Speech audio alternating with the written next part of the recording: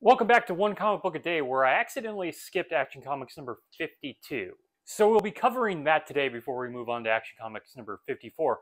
What's really weird about this is I know I've read and written about this story before, but I cannot find any sort of record of my writing on it. I don't know what happened. Maybe I've even covered it in a video, so maybe I should go back and look at that, but I'm pretty sure this is what I should be covering right now, and that is Action Comic Books number 52. The Emperor of America, a story where a guy declares himself Emperor of America and Superman has to deal with him. It's also one of those stories where Superman is just immune to something while everybody else succumbs to it. I actually kind of like those stories because it does show that Superman is super powerful, and it's really fun to see that they can't stop him versus everybody else. So while going to work one day, Clark runs into a guy who's about to be hit by a car. He saves him, but the guy seems to be completely blasé about being hit by a car.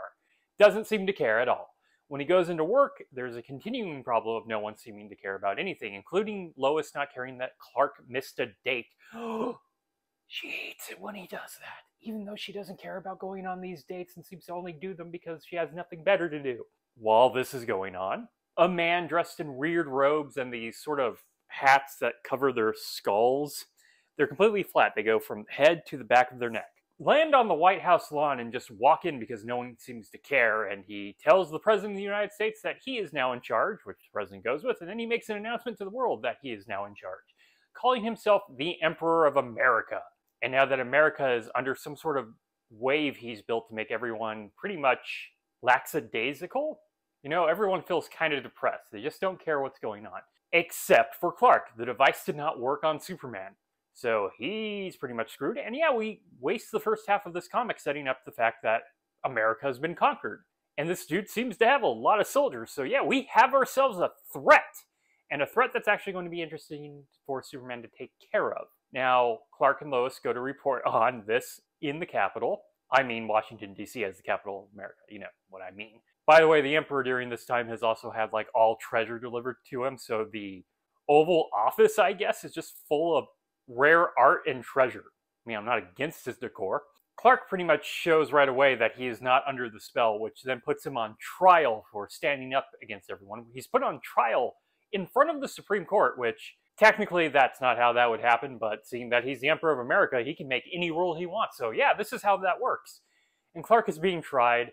A bunch of people are brought in to talk about his character.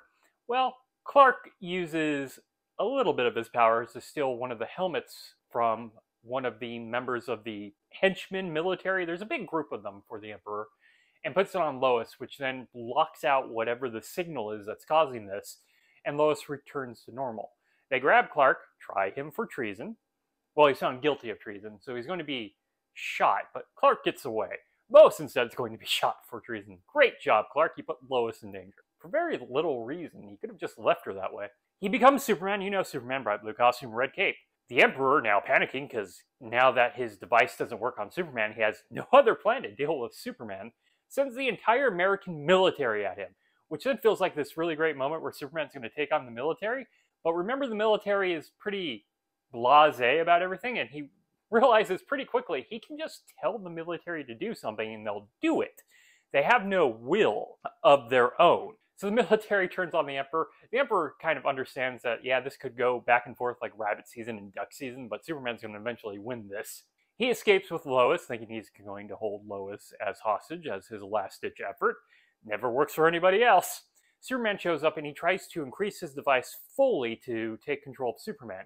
It does start to have an effect on Superman, but it doesn't have much of an effect on him because he's able to go right to the device and break it. Instead, he takes off the helmet of the Emperor, who is now taken over by his own signal. So he follows Superman's orders and everything is restored. Superman has saved the United States and destroyed the signal. People are back to normal. They're going to be jerks now, so I could have had them the other way. But yeah, this is a better Golden Age story. None of these Golden Age stories are truly all that great, but I'll take this one if these are the only choices I have. So that is it from Action Comics number 52, The Emperor of America. If you enjoyed this video, please like and subscribe. Hit the bell icon to get notifications when a new video goes up. I do this Monday through Fridays, but Fridays is Bat Friday, where I cover a Batman story in either Detective Comics or Batman. And until next time, let us ponder the question, whatever did happen to the Man of Tomorrow? And why did he have to free Lois? It only put her in danger. Okay, have a great day.